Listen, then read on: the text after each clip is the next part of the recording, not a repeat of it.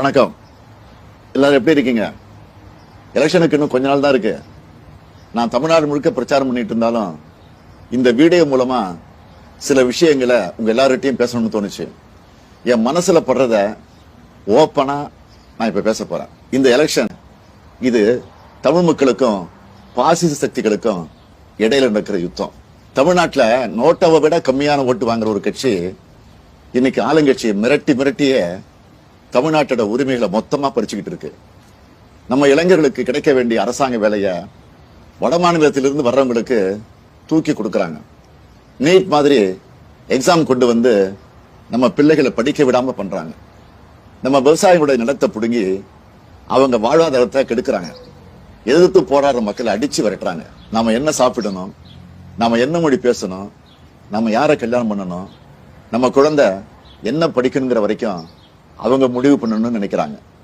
இதையெல்லாம் தட்டி கேட்க வேண்டியவங்க அவங்க காலில் விழுந்து கிடக்குறாங்க. இதை இப்படியே விட்டா இன்னும் கொஞ்ச நாள்ல நம்ம வளங்கள், நம்ம மொழி, நம்ம சுயமரியாதை, நம்ம சமூக நீதி, நம்ம அடையாளங்கள் எல்லாம் செதஞ்சு போயிடும். இதை தடுக்கணும்னா நாம அவங்களை எதிர்த்து நிக்கணும், அவங்க கொட்டத்தை அடக்கணும்.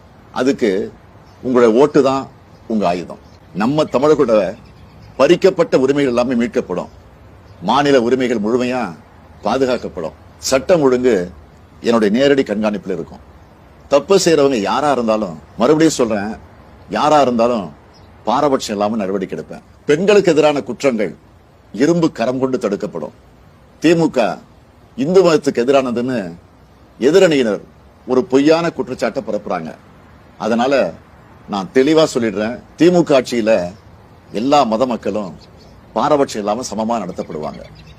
அவங்களோட மத நம்பிக்கைகள் மதிக்கப்படும். சமூக நீதி, சமத்துவம் பாதுகாக்கப்படும். லஞ்சம், ஊழல் இல்லாத நேர்மையான ஆட்சி தான் என்னுடைய முதன்மையான நோக்கம்.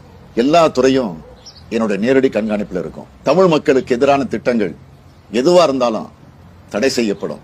என்னுடைய சுயநலத்துக்காக நான் யார் காலையும் விட மாட்டேன். என்னுடைய சுயநலத்துக்காக நான் எந்த சூழ்நிலையிலும் தமிழ் மக்களுடைய உரிமைகளை விட்டுக் கொடுக்க மாட்டேன். உங்களுக்கு ஒரு பிரச்சனைன்னா உங்கள ஒருத்தனா எப்பவும் களத்துல வந்து நிற்பேன். இதெல்லாம் என்னுடைய மனப்பூர்வமான உறுதிமொழிகள். இந்த உறுதிமொழியை நான் என்னோட உசுரா நினைச்சு கடைபிடிப்பேன். இதை நான் மீறினா நீங்க என்ன நேரடியா கேள்வி கேட்கலாம். தமிழ்நாட்டோட விடியலுக்கு என்னோடு துணை நில்லுங்க. நன்றி. வாக்களிப்பேர் உதயசூரியன்.